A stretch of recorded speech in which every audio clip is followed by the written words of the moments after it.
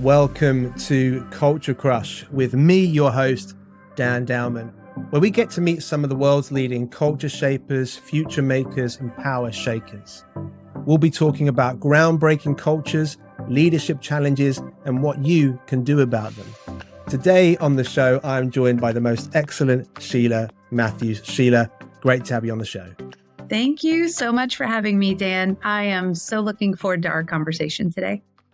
Me too. Now, you've had quite the career. You've been in a global role at UPS, the giant UPS. You've been managing director at acquisition.com. And like many budding entrepreneurs out there, I am seeing Alex Hormozi and Layla Hormozi all over the internet right now. And, you know, you've transitioned now into starting your own enterprise with Culture Pro. So why don't you give us a bit of your backstory in a bit more detail? And I'm really interested to know why you decided to take the leap and go solo with your own show. Okay, that's a loaded question. I'll do my best to answer that one. So I started my career actually in nonprofit way back in the day as an instructional designer, and was recruited into a company called MetLife, which in the States is known for having Snoopy as its mascot for years and years, like an insurance company. And I was taught to recruit and do hiring. I didn't have hiring experience. They were like, you'll be just fine. They saw something in me that I didn't know was there. And that really started my trajectory in working for Fortune 50 companies, because at that time, MetLife was also a Fortune 50. I left Met, ended up at UPS, did my own little thing actually in between, and went into work at UPS as an instructional designer and moved into management from there. And so I've always worked in people. So to me, people development and training and development is absolutely a people function. Talent management is a people function. After a really fun career at UPS, where I also did business transformation, I went into Audax Group's portfolio, which was interesting because that was my real first dive into private equity. And they hired me to basically build a talent vertical and author a playbook, so that as they started continuing to build out their manufacturing portfolio, they wanted a repeatable playbook for building out a talent vertical in a business. They had never done strategic people leadership before. I was their first hire for that. So that was fun. And then that landed me at Acquisition. I think my mix of private equity experience and people operations and multiple functions across my career made me a good fit for what Layla was looking for. And that was the first time I'd worked in a startup environment. I loved it. Definitely got hooked to the pace and the autonomy. And of course, it just so happened that I fell into one of probably the best startups around with really incredible leaders. So that certainly wasn't a bad thing. And after I wound down with Acquisition, you know, I was faced with another time to kind of figure out, what am I going to do next? And the way I looked at it was, you know, like, I'm very thankful in that I've never had a hard time finding a job. You know, I will get hired. I'll find work. I know what to do to position myself in that way. Or, you know, I could use some of this knowledge on entrepreneurship that I had just been absorbing, you know, now for 4 years, including my private equity experience with Audax. We talked to a lot of startups and founders there too. And it seemed kind of like a waste, you know, I was like, I'm going to set down 4 years of knowledge acquisition of starting a business to go back and be an employee. Or, you know, maybe I should just try it. I think the coolest thing for me, Dan, was in talking to so many founders, all backgrounds. Like, some people had a lot of experience in the business they started. Some people had never done anything in that segment before. Some people had college education. Some people didn't. Like, it was really like just the gamut.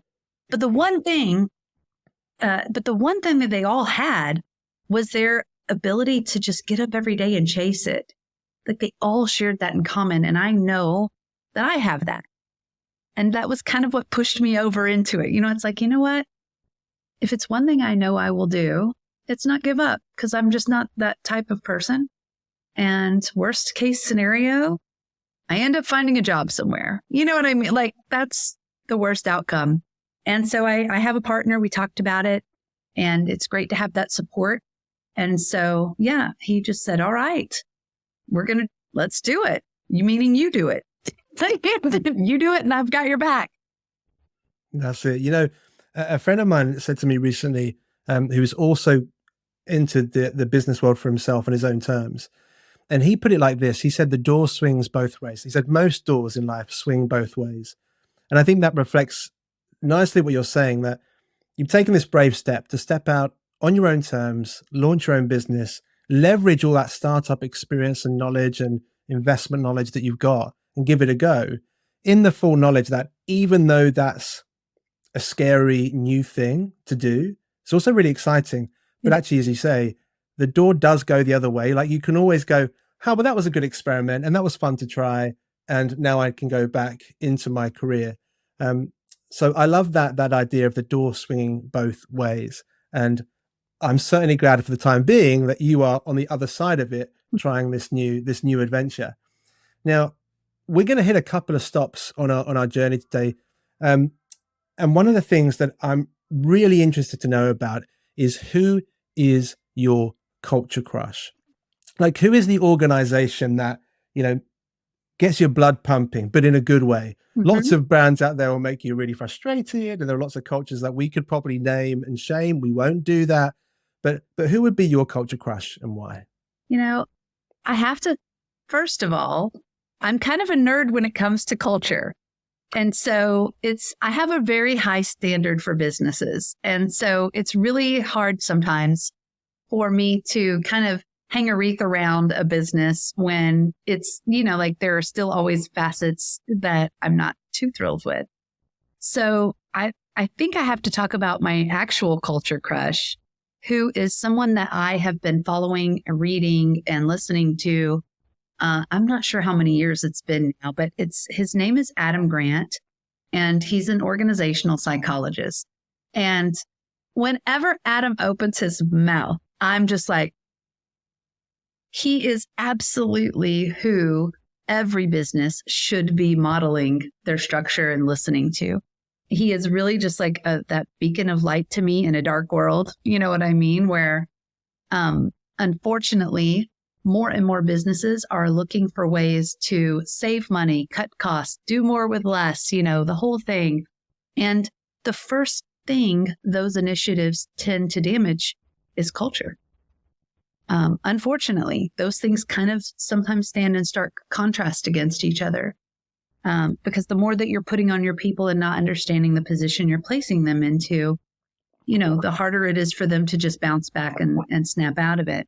And then like throw a global pandemic on top of that, or some other like just crazy, unexpected situation. And I think right now, you know, businesses are coming out of this phase where they really haven't been attuned to the needs of their people and the damage and the trauma that has been kind of just accumulated. So I definitely look to Adam Grant for that. And I will give UPS, though, some props here, because I'll tell you what, UPS has over 500,000 people employed there. And when you think about over 500,000 bodies, and during Christmas time, that swells to 800,000 or 900,000. And it's hard. It's so hard to get everyone rowing in the same direction when there are that many oars. You know, like people are knocking each other in the back of the heads. Like you just expect like total chaos if you gave 1 million people boat oars and said, figure it out, you know? But given they've been around over 100 years, so that's fair. I will say that for a company of that size, they do a very good job at instilling culture. Now, in very recent years, this is controversial because in very recent years, it has changed. COVID, like they've had a hard time since COVID. However, my experience was I was with them for over 8 years. And so it was pre-COVID and my experience was very different. And so you can work for a company and never really have an identity. You may have an identity to the work you do. You know, I am a marketing director or I am a this. But at UPS, we had an identity to the company. We were UPSers, and that meant something. It still means something. I mean, I have on my LinkedIn profile, it's at the top. It's like, yeah, I'm a lifetime UPSer, even though I've not been affiliated or have worked for them now for 4 years. So to me, when people embody a company and can take on their traits and characteristics like hardworking, dependable, reliable, UPSers show up. If there is a job to be done, it's not about, well, who's the least senior person here, make them do it. We all roll up our sleeves, vice president down or up, and we get it done. And there's a certain camaraderie and spirit that kind of brings us all together. I took a call with a stranger this week, and it's because he reached out to me on LinkedIn, and I saw that he worked at UPS, and I was like, oh, of course, it doesn't even cross my mind that I won't take that call. And so that says to me a lot about this is a publicly traded organization. The only other entity that really, and again, that's another controversial one, but in the US, the military instills that in their people, where it's like once you've been in the Army, like you have this deeply seated camaraderie with other people in the Army. That's culture. That's culture. And so for me, the best example of that, especially given the scale and the size of the business, was UPS. Of course, we had a phenomenal culture at acquisition. But we had 5 people, then it was 10, then it was 20, and then it was 40. So I don't want to discount culture at small businesses. It's just as important. But I do think there's something to be said about magnitude and scale. And when you can get something like that with over 500,000 people, I could go to the Philippines today to one of our buildings and say, oh, you're a UPSer. And they will know what that means and say, yes, I am. And it's like a point of pride, So one of the things that we're going to come on and talk about is a particular challenge in leadership. And then we're going to look at a potential solution. But I want to kind of hang on here for a minute because, well, first, I'd like to send out a message to Adam Grant. You've been named. You've been named on Culture Crush, and I think you should honor me and Shelia by coming on the show. So look out for the tag on LinkedIn. That would be a dream. That would be amazing, wouldn't it? I'll get you back on, and perhaps the 3 of us can talk together. But I'm just thinking about, you mentioned about companies when they're cutting costs. And I think you and I would both agree that, yeah, that might deliver some short-term success or might help the monthly report, but actually you are crippling yourself in the long term. Because if you shovel pressure onto people, if you give them unrealistic targets, if you strip out some of the personalities that made their team somewhere that they wanted to be and belong, you lose so much so fast. You lose creativity, you lose innovation, you lose honesty. That's because people start to become afraid and they think, well, I can't say the things that I feel because this is no longer a safe environment for me to be. So I think that's just a really astute observation. And any kind of leaders listening in who are facing those kind of challenges, you got to find another way. You got to find another way. Right. Because actually you're going to cause yourself some really difficult long-term challenges, so hard to recover from. Now, the other thing you mentioned is that UPS is 100 years old and acquisition.com is quite new. And there are lots of startups who would love to be around, right, in 100 years, who have left a legacy, who've changed something for the better.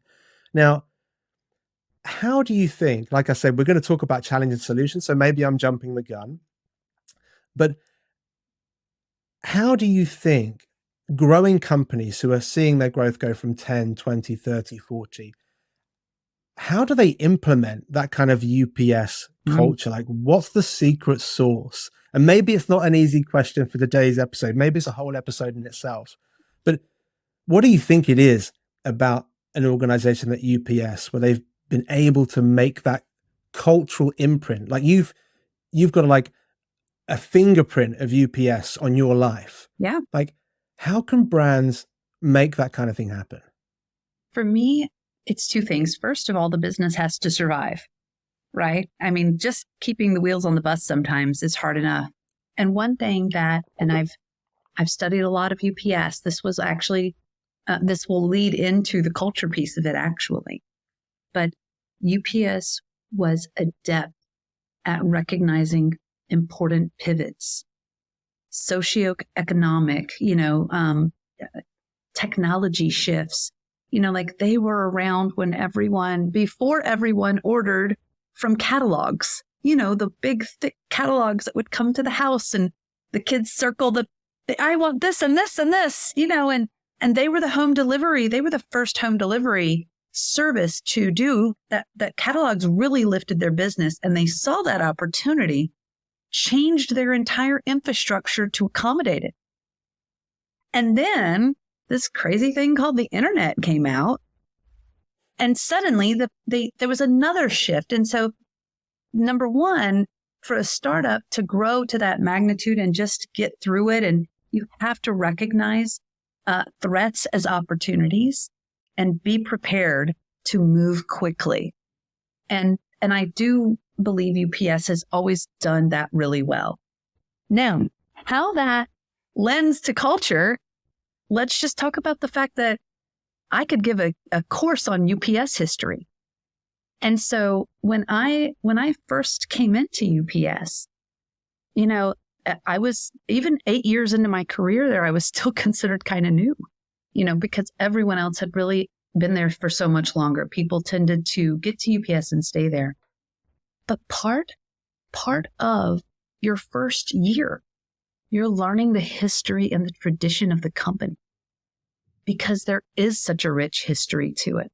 You're watching videos from the 19 whatevers, that were in black and white of the founder of the company giving these talks and talking about things that, crazily enough, were still relevant. Like the challenges that he talked about in the 60s and the 50s and whenever all that was we were still experiencing it in a different way, but in modern times. And everything he always connected everything back to was his people. And so even though it's a transportation company, it's an engineering company, there's a lot of ways that people describe UPS today. All we offered was service. And you can't offer service without people. And so that was sort of like the fabric of the company. So to me, that was one thing they did really well is we called it drinking the Kool-Aid. It felt a little culty as a new person coming into UPS because there were just these traditions that you upheld and people would stop to tell you, hey, you're going into this. This is how we act in this situation. This is what is expected of you. And I'm like, wow. And then over time, I'm the person now imparting that knowledge onto my next new person. But there was that piece of it. The other thing is just the communication and the commitment to messaging. And so if I think about businesses and companies where I've worked or worked for and assisted or whatever, there's such a difference between companies that promote and value communication and messaging versus companies where everyone's just trying to get it done, whatever the thing is. And there's not good strategic communication happening in the organization. You can always tell. Because in companies where communication is strategic and messaging is thought about in a strategic way, people know the mission. People know the values. People identify with the values. There's a corporate identity for which we can, ascribe ourselves to, like being a UPSer, like that was a corporate identity, so to speak. But it's because we're constantly being reinforced. There's there's emails, there's videos, there's meetings that are near scripted, because the messaging and the things that we're all being disseminated and told throughout the organization is of a high priority. And so to me, that is what a startup can do from the very, very, very first day. It's hard. It's so hard to communicate and communicate as often as you need to when you're changing things. But if a startup can do that, they are so much more likely to make it through the pivots, keep people around because everyone feels informed. And then what happens over time with good communication is you buy in.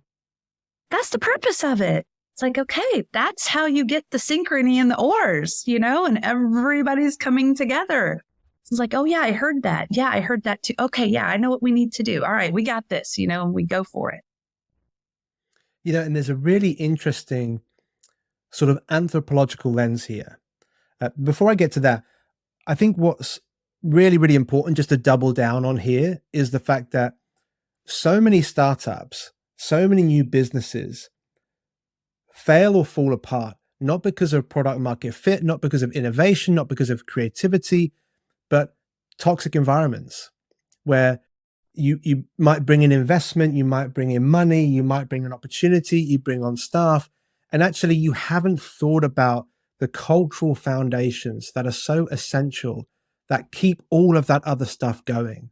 So I love what you're saying about UPS's commitment to its legacy and its heritage. And the anthropological lens that I'll bring to this is, you mentioned cults, right? And you're right. Some of these kind of things are very successful in that environment too. But when we think about community groups that gather around a sense of belief, different religious groups, cults, other kinds of activist-driven communities, you'll always find three essential elements: a strong sense of identity, like who we are at our core, a sense of values, mission, purpose. You'll also find rituals, ways of doing things, processes, ways of being with one another. And the last piece is you'll find symbols, ways that the story comes to life, be it through signs on the walls or scripted meetings, or whether it's old videos featuring the boss from 100 years ago. Like, all of these things are essential expressions of how to set up a company well for life, for the future. And so I think you're absolutely right.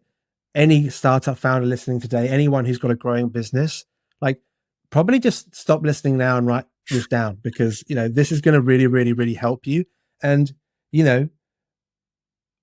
we all hope to leave a positive dent in the world. We all hope to leave some kind of legacy. And you've got to be thinking around those things. It's not just about the money. It's not just about the investment. And I loved what you said.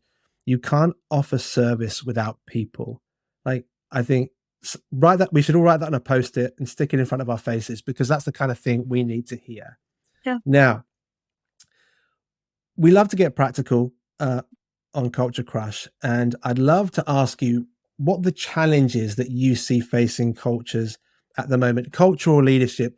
I know that you've been thinking about a challenge that you're aware of, but also, why don't you just bounce into the solution as well? Like, is there a tool or a framework or an approach that you have in mind that people can use to respond to that challenge? This is probably my favorite part of our discussion, because I could talk about challenges and solutions all day when it comes to people and culture and things. So thank you, Dan. I was thinking about this just in preparing for our conversation. And when I think about culture and knowing that people come from all different backgrounds and experiences, to me, hiring and onboarding is really sort of like top of funnel for culture. When your hiring team, whether that's a recruiter, an HR manager, a founder, a hiring manager, whoever it is, when you're out trying to fill a role and you're talking to candidates, and they've probably never heard of your small business at this point, right? You're lucky if they have, but a lot of times we're talking to people, we've got to sell them on what the business is. We've got to sell them on the financial stability that, they're going to be comfortable and okay here. There's a lot that's happening. And I think sometimes we forget that promises are being made during those conversations, and they're likely implicit. It's not like we're saying, I promise you'll love it here, but we might say, oh, it's amazing, you'll love it here. Like, we're not even thinking about it. We're using our persuasive tones, and we're kind of like showcasing all of the good parts of the business in order to get them to say yes, right? Then they come into onboarding. And one of two things happen. Either we're organized and we're prepared and we have a good onboarding program to usher this person in and kind of start delivering on some of those implicit promises that were made during the hiring phase, or we don't. And then they're just sort of floundering like, okay, it's my first day. I haven't even heard from anyone. I mean, is my boss going to call me or should I call them? I don't know. They might be in meetings. I better not. I better just wait. And I've heard stories where people are like, this is my third day. You're the first person I've talked to. Well, what? Where's your manager? I guess they're in another state right now. Oh, okay. They just started you and then didn't say anything. And they're like, I guess so. I don't know. This is really weird. So I share things like that because the research shows 90% of every new person we hire knows within 6 months if they're going to stick around or not. So now if you think about the person who was ushered in well and is over the moon and super happy and having a great experience and getting the training and the relationship building, like they're getting all the things, something drastic is going to happen for that person to be like, nah, forget this place. But on the other hand, what about the person who's sitting there for 3 days and hasn't heard from a soul? Or maybe someone calls them and it's just sort of like, oh, you're the new person. I need this from you. And they're like, okay, I don't even have anything to help you to even know where to begin to help you with this. How do you think they're going to feel? And so to me, that is the crux of especially we're talking startups, rapid growth. Everything's happening at once. We're pivoting. We're changing directions. We're bringing in new things and we're hiring just to try and keep the momentum because we're all told that the one thing we have going for us is speed. And that's true. Then you can't underestimate the nimbleness, but then it's like you're just throwing people at stuff and oftentimes they just don't get a good onboarding experience. And so I talk to companies today as a culture pro, person. So that's part of the business that I do. And it's just getting people to understand that in order to scale, people tend to think of culture as the woo-woo stuff, right? Oh, it's like No. In order to scale, you have to have a couple of things lined up. Number one, you have to use a process. You have to use a process for hiring. If your process isn't documented, you don't have a process. You have activities that you do. And that's a big difference. You have a documented process that people follow. You're moving in the right direction. Check the box. Great. That's a good one. What else do you have to have? You have to have onboarding. And so most people immediately jump to, I got to teach them how to do their job. Pump the brakes. That's part of it. But you have to onboard them into the company. And so my solution for business who are struggling, you have people in and out the door, people aren't making it to the 2-year mark. That's kind of a key indicator sometimes that the onboarding is jacked up, that a lot of people won't make it to 2 years if they had a bad onboarding experience, as much as 80-something%. It's a big number. So if you see that happening in your business, stop and ask yourself, what does our company onboarding look like? It doesn't have to be like people really can do the most and overthink this. So I understand the overwhelm that comes with building onboarding. But if you just stop and think like, what is the company? Tell me today, give me some of the factoids about the business. What industry do we want people to understand our business sits? Because if we don't tell them, they will guess and kind of say, I think we're in the such and such space. It's sort of like this, but it's not fair because they don't even have all the context. So in onboarding, you should say, this is what we do. This is the business. This is the industry we sit in. These are the customers that we serve. This is our ideal market. This is what we do as an organization. And then this is our mission. This is our purpose. These are the values that we use to guide our decisions and govern our actions and behavior. And then it's like, this is what it's like to work here. These are the benefits that you can expect to receive. And it's not always tangible stuff. Like most small businesses won't have health insurance group benefits yet or any of that if they're in the States. So it's like, but think about all the stuff you can offer. Can you offer flexibility? Can you offer a positive work environment? Can you offer paid holidays and paid vacation? Think about all of the good things that you can do, build that out and make it part of that. I always see it in a PowerPoint. I tend to think in slides. And so boom, there you go. Just that right there. You've now gotten a very bare bones, like start of it all company onboarding. That little bit of effort is going to serve you infinitely. The second piece, so there's two tools, right, that I wanted to talk about. One is build some company onboarding. The second piece is having a plan for their job-specific onboarding. So that's what I call the 30, 60, 90-day plan. If you can commit to every new person who comes in, making sure that they have a 30, 60, 90 plan in their hand on day one, combined with getting a run-through through some company-specific onboarding, they will report having a good onboarding experience. Just knowing there's a plan and seeing it and getting to own it and do the pieces of it is going to go such a long way, rather than saying, well, the plan is really for me to just sit on a Zoom with you for 6 hours a day. And I'm just going to walk you through these systems and talk you to death through these things. And you're not going to remember half of it anyway. That's not a plan, but that's what we do a lot of times. So my solution is make the investment in company onboarding. The details and facts about your company aren't changing as much as the job or the department will. So it's a good investment. It won't be something that you're always having to make sweeping changes to. And then go through the activity of a 30, 60, 90. I've got one more framework that connects to that. A good 30, 60, 90-day plan has a theme. 30 days is learn. The first month, when you really think about it, they should be a sponge. And so that whole column of 30-day stuff is, this is what you're going to learn in your first month. The second month is improve.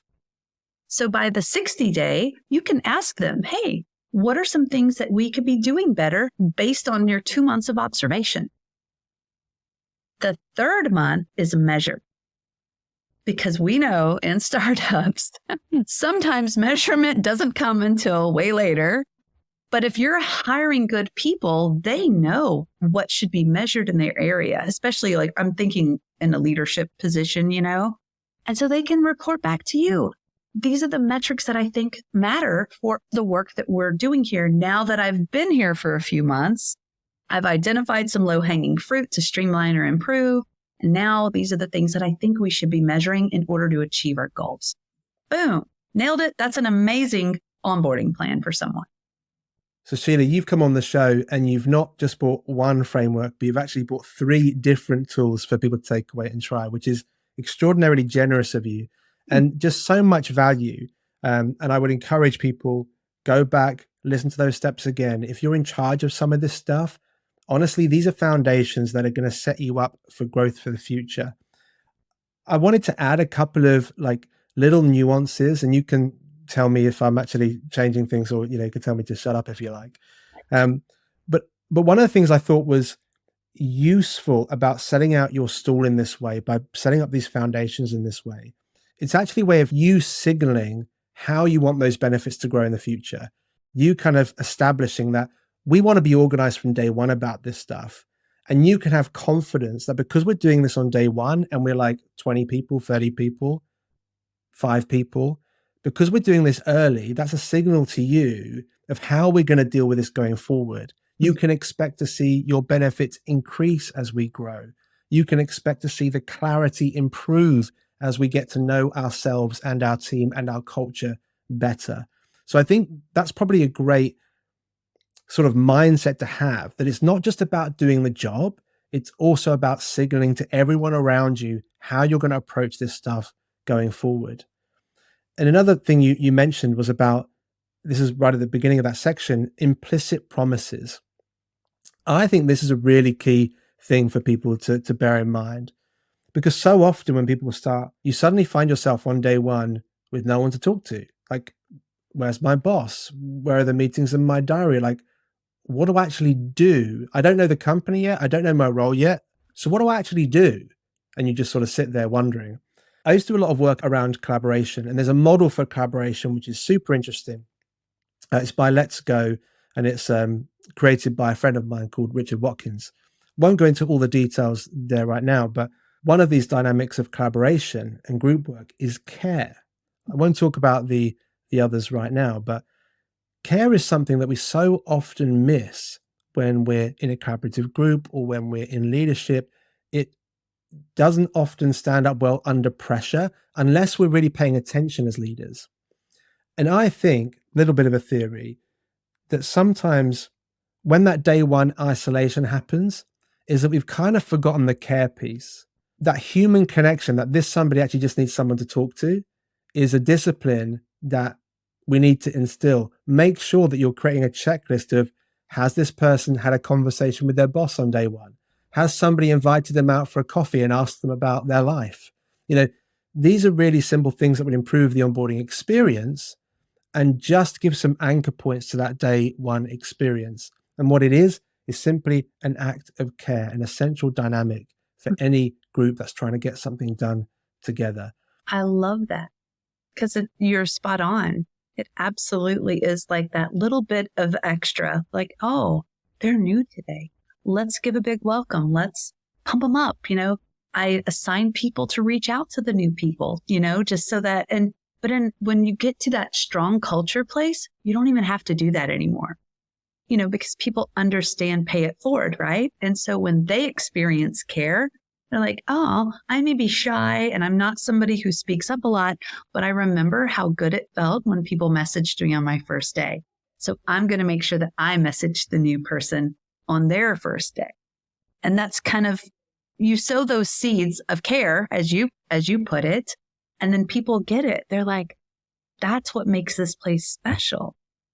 And so they want to be a part of that, because we would tell people all the time, as early as onboarding, we would say, and soon you're going to be doing this for the next people who come.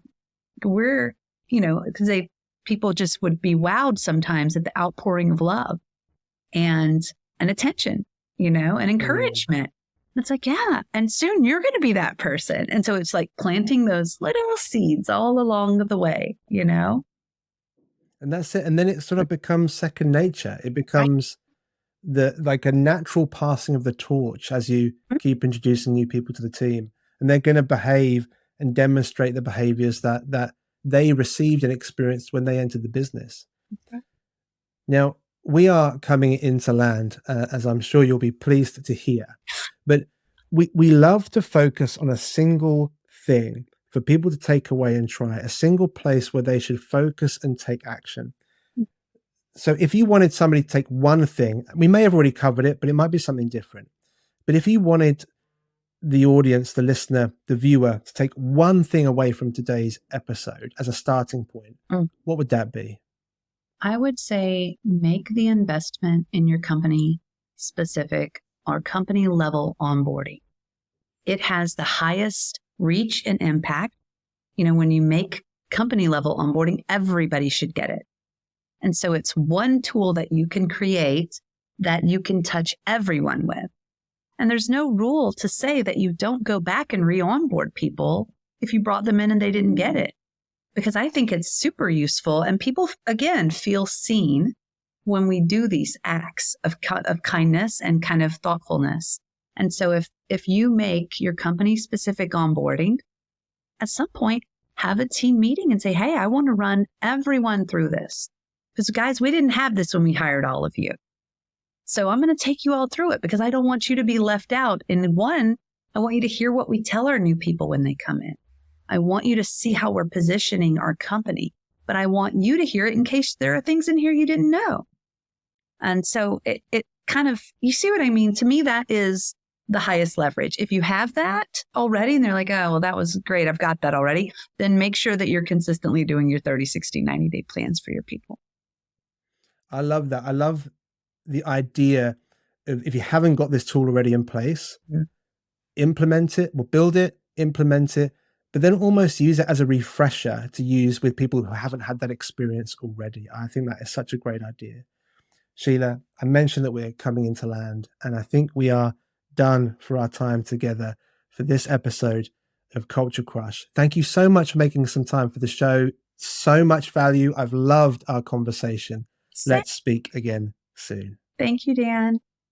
And that's a wrap for today's episode of Culture Crush. If you enjoyed your time with us, please do your thing and like and subscribe wherever you are listening from. And if you're a Culture First leader, be sure to visit anthem.oo because we've got lots in common. See you next time.